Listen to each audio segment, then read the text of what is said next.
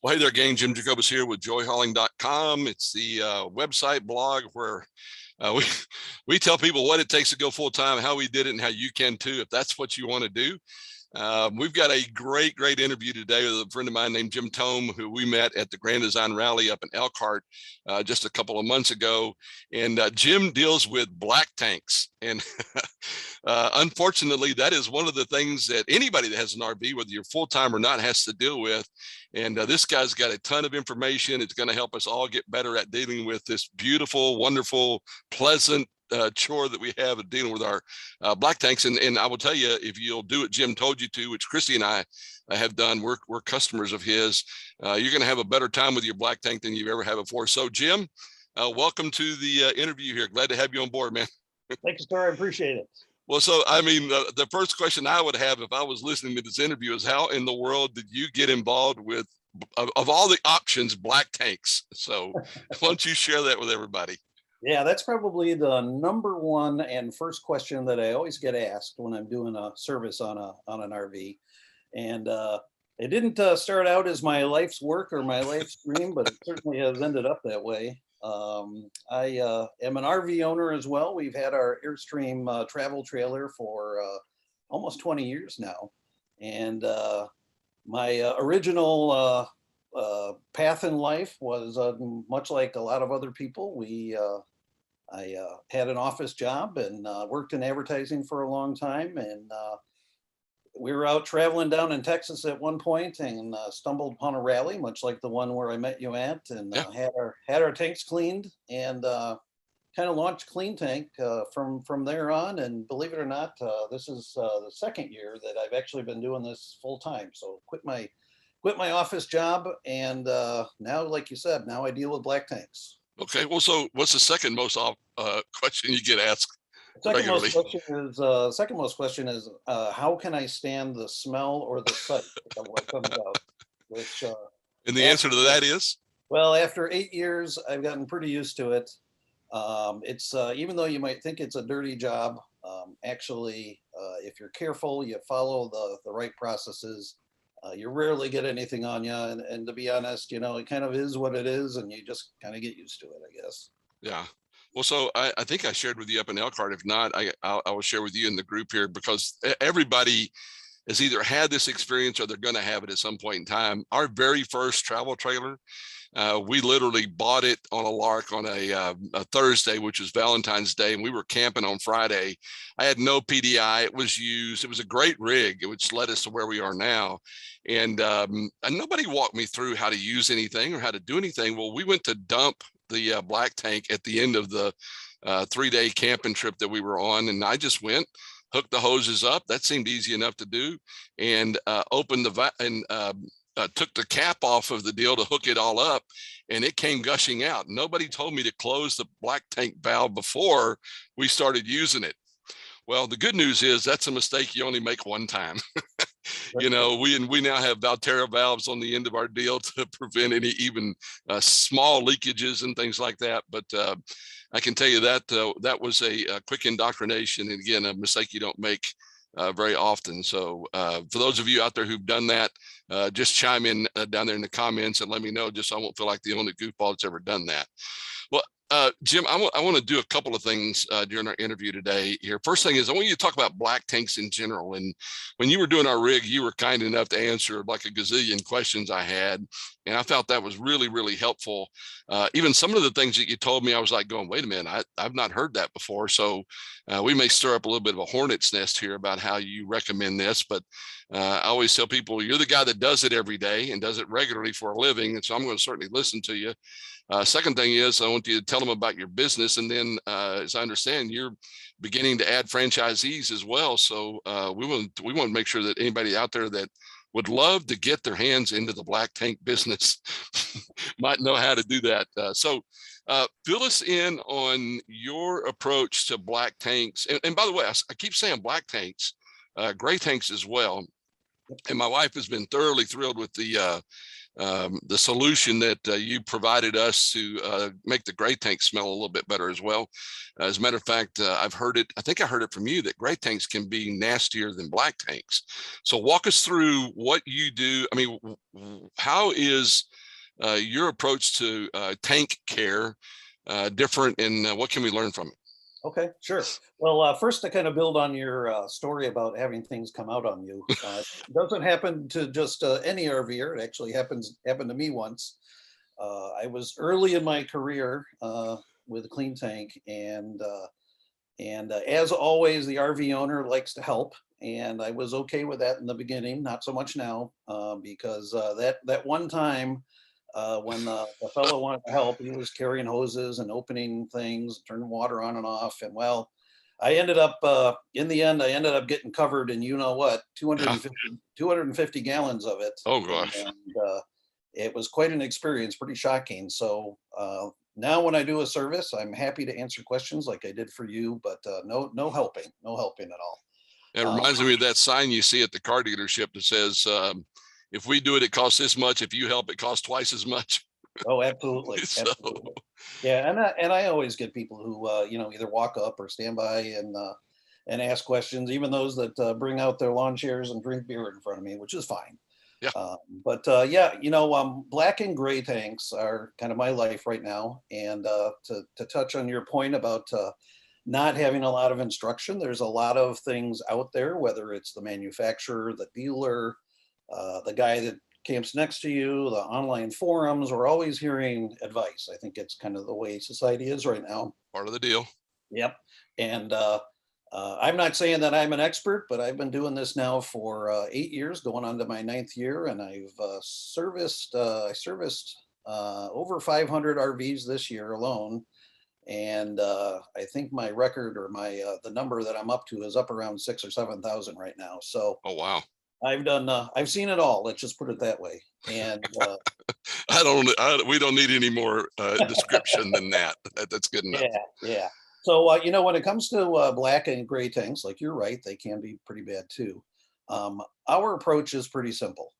It's probably what you think of as intuition, but it's all about water. It's using a lot of water in your tank. This is not your home toilet where you kind of flush and forget it. You've got to really kind of think about your tanks and using a lot of water in there. So there are a couple things you can do. When you're using the toilet, go with the two bowl system, which is filling it up, doing whatever you got to do. Number 1, number 2, number 3, whatever, flushing it, fill it up again, flush it again. And then I always like to say, fill it up again for the next time. So using a lot of water in the tank is always a good idea. Okay. Traveling with some water in there is fine, depending on the size of your tank, anywhere from 5 to 10, maybe more gallons in there. Just have some water lubricating and moving around. You don't need to put ice in there. That doesn't do anything. It's actually the water that's melted from the ice that's actually doing the cleaning. Okay. And then, when you're starting your camping experience with your RV, just make sure you kind of prime the system by putting some water in there. So it's all about water, is kind of the first thing that I say. Okay. And then the second thing is, if you're using a tank additive and you're using something, the keywords are dissolving, breaking down, anything that's going to liquefy something that's in your tank. It sounds like it's a good idea, but we've got to remember these are not septic tanks. These are holding tanks. So they're not intended to have something break down in there. And especially in your black tank, when that happens, what you end up getting is a tank full of pancake batter. And one of the first questions I always ask when I do a service is, do you use a tank additive? And if you do, what kind? And when they say certain brand names, then I know exactly what I'm getting into. It's going to be a mess. It's going to be smelly. It's going to take longer. It's going to be harder to get things out. So just kind of be careful about what you're putting in your tank. And I think in a minute here, we're going to talk about our special additive. But so let me land on that for just a second, because when you told me that was the one thing that took me back. I was like, oh, wait a minute. All these people are making these additives out there. And again, I assume they have good intent. But first thing is, my experience has been, since we started using your secret sauce, and we're going to share that with them and everything, When I drain the tanks, I have very little solid material. It's almost all water or liquid, probably not water, but it's almost all liquid, and it flows quickly. I mean, there's no, in the past when I've used, and I've used the Happy Camper stuff, I've used many of the things people recommend. I'll be at an RV dealer and say, what do you recommend? And they go, we recommend this, or we recommend that. That always, or most always seems, when I would pull the valve on that, it might go slow at first until there was enough water flowing through to break up what I assumed was some kind of a clog at the tube itself. And maybe sometimes I would have to fill it up with water to get enough water to get it. Why does your secret sauce break down? Again, I know you used that word a while ago. Why does that work? And why is it, how do we get to using all this other stuff, believing that it's better? Yeah. Well, I always say when somebody says, well, my dealer said this, or my neighbor said that, or I read it online, I always say, well, how many RV tanks have those people cleaned?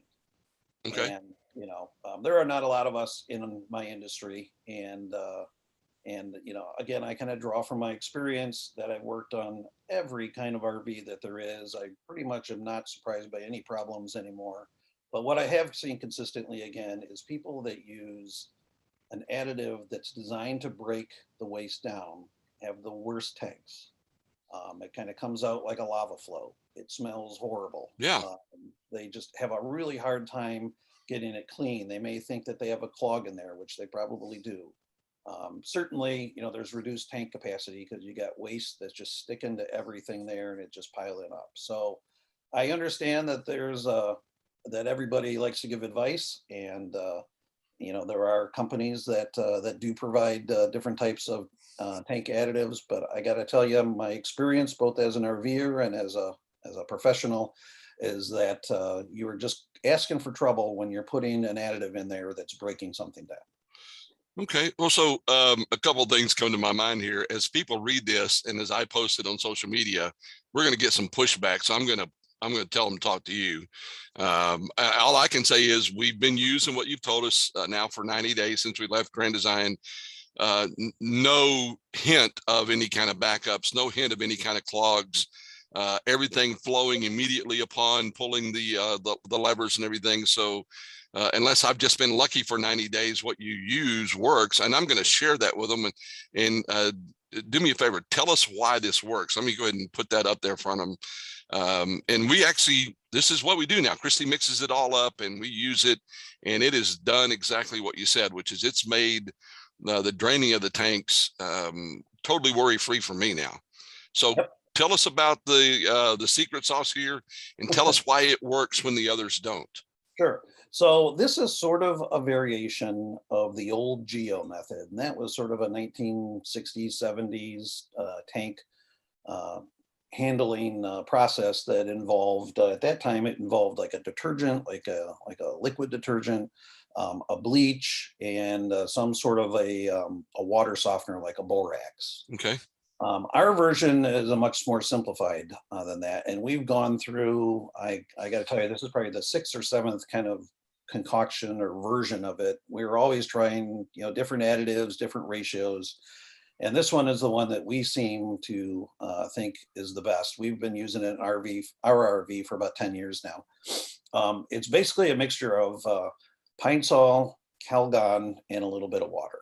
Okay. So the Pine Sol is basically a surfactant. It breaks the surface tension of water. That's why when you put Calgon into your bath, you get out of the bath, your skin feels nice and soft because there's a light coating on there and water isn't sticking to it. It's kind of falling off. So it does the same thing in your tank. It creates a light coating in there, and it prevents things from sticking. And when we think about our tanks, what we think about sticking is, basically waste. Sure. So the Calgon is preventing that. That's number one. Number two, the Pine Sol is a great cleaner. It's a fantastic disinfectant, kills 99% of all viruses, bacteria, molds, and mildews. So that Pine Sol is doing a great job of keeping everything nice and clean in your tanks. It's Comes now in 3 different flavors or scents, so you can pick any one you want. I like just using plain old Pine Sol. People will say, "Can I use pine power, generic pine, cleaner, whatever?" Just be careful about the pine oil content in there. That's pretty caustic, but I like going with Pine Sol. And then Okay. the water just kind of fills it up and just evens out the concentration a bit. So these two basic things, the Pine Sol and the Calgon together, are great cleaners, great disinfectants. They keep things nice and clean and slippery in your tanks. And and especially when it comes to gray tanks, that Pine Sol does a knockout job on any molds or mildews, which always build up in the gray tanks, especially the galley tank. And that's what kind of creates the smell and the problems we have with the gray tanks, right? Absolutely, that mold and mildew. That the gray tanks they're a hot, wet environment. Molds and mildews are floating around, so it's the perfect environment for them. And that Pine Sol really knocks those things down and controls the odors and even the buildup of mold and mildew in your gray tank. Okay.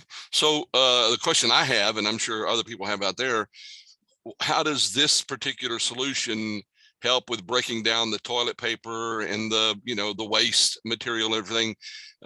Because again, like I said, when I flush now, unless how can I put this gingerly?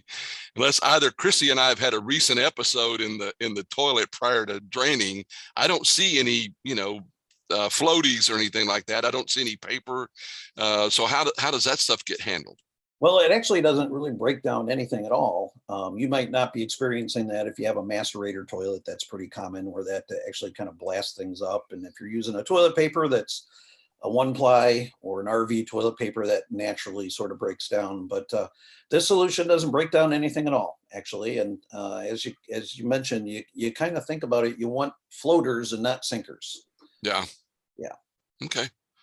Anything else about this particular? Once you again, this is pretty simple right here, and I will add these very small number of PowerPoint slides to the blog post and everything, so you can take and download this if you want to. But anything else about using this? I mean, like you said, it's pretty simple. I mean, we've not done anything fancy. Here's the biggest problem we've had is finding the Calgon. But we finally just started ordering it online, and we get plenty of that in. So, but anything else we need to know about this? You're going to add it to both of your tanks, or both types of tanks. So it goes in both your black and your gray tanks, depending on the size of them. If they're less than about 40-45 gallons, you're going to put about a half a cup in each of your tanks. If they're bigger than that, I say go a cup. And then you add that in after you've emptied, or when you're about to use your tanks again. So if you're at a park for an extended amount of time, you go out and empty the tanks. That's the time to add another dosage of this solution into both your tanks, follow with a little bit of water, and you're ready to go. Well, now you guys are getting ready to go full time. We are full time, but if I'm not and I'm putting my rig up for storage, should I put some of this in there? Unless I'm winterizing, would you put that in there while it's in storage? I would. So 30 days is sort of my cutoff. I always advise that if you're going to have your RV in storage or not used for less than 30 days, then absolutely put some of this solution in with some water. If you're going to let it sit for longer than that, then I like to say leave your tanks empty. Okay. All right. Well, let's shift gears a little bit. When we were in Elkhart, we met you there. You took care of our rig as we were leaving out of there. You stayed a day or two after the rally was over with to do your work, and so you got set up to do it. And I was watching as you cleaned it, and I dumped it right prior to you doing your work. But yet, when you did what you do, and I'm gonna let you describe that here in just a second. Yeah. A whole lot of stuff came out, and I was like going, where'd that come from? So tell everybody about what your service looks like. Sure. So yeah, the Grand Design Rally that we met you at was certainly our biggest one. We ended up doing 58 cleanings in 8 days. Wow. Which is extraordinary. It's the most I've ever done. I typically do 4 a day is my comfortable amount. So those were a lot of 12 and 14-hour days, but there were a lot of attendees there, and everybody likes to get the service. So our service, basically, we go up into your holding tanks with high pressure water. So we use a commercial water pump, similar to a pressure washer, but a little different. And we use a flexible wand that guides itself up in there. It has sort of self water powered cleaning heads that pull themselves up into the tanks. And using 1500 psi water, which is about 10 times more than your black flush system uses, we're able to literally scrub the interior of the tanks as clean as they came from the factory. There's absolutely nothing left in those when I'm done. Okay. So we do black and gray tanks, and then we'll come back, and depending on the severity of the tanks, we may do a detergent rinse. And then after that, we'll do a series of rinses to kind of pull everything out. So uh, we've been doing this, like I said, for 8 years. We're about to start our 9th year. We've got about a 9 in 10 chance of getting your tank sensors working. That's always everybody's number 3 question, by the way. So it depends on a lot of factors, but we've got a pretty good chance of getting tank sensors working again. Right. Yeah. Okay. And again, anything about that I mean, does it ever not work? I mean, is it ever so bad that it doesn't work, or? Well, no, I'm always able to get them clean. In fact, I'll tell you a little story. Last year we didn't have any, or the year before last, 2020, we didn't have any rallies, and we ended up doing a lot of local work. Well, I got a call from a fella, and we're up here in Illinois, and he was down in Kansas City, and he said, "Hey, do you come down to Kansas?" I'm like, "Not normally." He goes, "Well, I have a motor coach, and it's an old Bluebird motor coach, and I don't get anything out of the black tanks." Like, okay, so it sounds like you have a clog. And he goes, "Yeah, I just open them up and nothing comes out." So I said, "Well, that's a little far for me to drive, but if you'll come up this way, I can get you taken care of." So he drove overnight. I drove about an hour and a half down to him, and it was an older couple, and he explained that he had taken the RV to the local dealer, and they said, "Well, you definitely have a clog in your black tank. We can tear apart your RV. It'll take about 2 weeks and about $6,000 and replace the tanks." And they lived in it full time. The other alternative is that they just cap off the black tank and kind of Yeah. forget that it's there and put a composting toilet in. And his wife didn't like either of those two things. In fact, I think she was kind of sick of living in the RV at this time. But in the end, it took me almost 5 hours to clean his tank and get the clog out. And at one point, I'm down there, and all of a sudden, these kind of big fist-sized white, kind of whitish brown chunks come out, big chunks. And I go, "I've never seen that before." And he goes, "Well, that's paper towels." He goes, "I've been using paper towels instead of toilet paper for years." Oh my gosh. So the black tank was literally compacted with layered paper towels. Oh And my goodness. when you ask about, is there something that does it not work, or is there a problem that I haven't been able to solve? That's probably the worst one. And it took me a good 5 hours to do, but I did get it clean. Wow. Well, so since you're the guy, let me ask you a question. If I'm listening to this and I feel like I'm in a situation where my tanks are clogged, maybe not stopped up like that. What should I do to get them unclogged? What would you recommend in lieu of you coming and doing what you do? Yeah. So basically, clogs in the toilet happen because of toilet paper. Again, it's people that are using not enough water. Okay. So I said that this isn't like a home toilet, but in a certain sense they are. And if it's a toilet paper issue, believe it or not, kind of getting in there with a really good plunger can help to loosen up some of that toilet paper. Now, Okay. it can be kind of a delicate balance because it's only got the waste in your toilet only has certain places to go, either down a pipe or up over the top. So Right. you've got to be kind of careful with it. But a good plunger, a couple of 5-gallon buckets of water, and certainly leave open your black tank when pull when you're doing this, because you want it to drain out. But Okay. that's kind of the one way that the RVer without our services can address a tank clog. Okay. A lot of plumbers don't like to work on RVs, and we're not always everywhere that we'd like to be. But that's sort of the first thing that I recommend people do is get a real good plunger, a good bucket of water. Just be really careful and kind of gentle with it, and give it a good plunge. And oftentimes that'll loosen up the clog. Okay.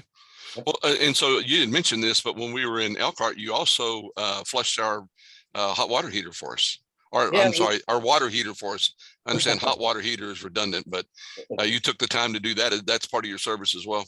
yeah, we generally just add that in as a complimentary service. It gives me something to do while I'm watching the water fill up your tanks for the rinsing. But we do flush out the water heater tank, and we also instruct the owner on how to do it themselves. It's a pretty easy process, and I think it's important enough that people should know how to do it and how often. So Well, we get yeah, I that. haven't done that myself in Oh, previously. I appreciated you doing it because that was one less time I'd have to do it. In a good case to take a look at the anode and make sure it was good. And I think it was in great shape. So, well, Jim, first thing, I hope everybody out there is listening to this. And if you've got a predisposed idea about how this ought to be done, here's what I'd tell you. Try this methodology and watch the difference. It certainly worked for us. We've been very pleased with it. And Jim, you are actually coming to a rally in Texas that we're putting on in April. And you told me you're bringing in a new dealer. yeah. You have franchises, right? Yeah, we don't really call them franchisers. They're more authorized dealers. They're Okay. independent companies that work under the Kleen Tank umbrella, so they will be Kleen Tank companies. But we have signed up. Our goal was to sign up one this year, and we have Kleen Tank of Michigan just came on board in the fall. And we have, at this point, we have 4 additional dealers coming on in 2022. Our goal was 3. I think we're going to probably end up with 8 to 10 based on I would think so, yeah. Yeah. But yeah, we're bringing in Kleen Tank of Oklahoma will be coming to that Texas rally. Okay. And he's very excited, and we're going to clean as many tanks as we can. Well, I was excited to hear that. You said something to me in Elkhart about that, and being full-time and working on a number of the different pages. I know people are always trying to figure out how can I go full-time and make a living. And this strikes me again as just good, solid, hard work, helping people out, getting paid for doing something that a lot of us need and everything. So I'm really excited to hear that. How's the best way for somebody to get a hold of you if they want to learn more about that, or if they want to learn more about anything regarding their black tank or gray tanks? Sure. I'm always glad to give advice. You can call me up anytime. My wife says that my phone is always attached to my ear, which it always seems to be. But you can reach me on the phone at 844-CLEAN-ME. That was a new number that we had implemented this year. You can go to our website at cleantank.com. There's a whole library of articles there. And if anybody is interested in becoming an authorized dealer, you can go to cleantank.com/dealer. Okay. And that will give you some information. And then we can send you out a brochure and a kit that goes over pricing, what's included in the program. And we'll talk about support, training, marketing assistance, and everything else that's built into this program. Okay. And gang, if you'll notice the slide that we have here with the solution on it, it does have Jim's phone number there at the bottom, cleantank.com. You can reach him, Jim@cleantank.com, if you want to email him. That's where he and I have been communicating. Jim, anything you want to add before we wrap this thing up? No, it's been a pleasure talking to you. And I always, like I said, I always like helping people out, much like you do. And, if people just simply even have questions, give me a call, send me an email. I'm always happy to do whatever I can. Even if I have a competitor in the area, I'm just want people to be able to use their RVs. We'll get you taken care of. Yeah. Well, and again, I know that is at the heart of what you do. Having met you, and again, gang, I will tell you, this has been a game changer for us. It's one of the reasons why I want to have Jim on, because I can tell you it works personally. So anyway, Jim, I appreciate it. Gang, if you need to get a hold of us, www.joyhauling.com is where you're going to find this video. It'll be posted in there along with all the other things we do. We also have a Facebook group and an Instagram account. So if you want to catch us in any of those places, you can. Jim, it's been a treat, man. I look forward to seeing you in April. Sounds good. It's going to be fun. If you have any questions for me, let me know, brother. Will do. All right, man. Thank you. Thank you, sir.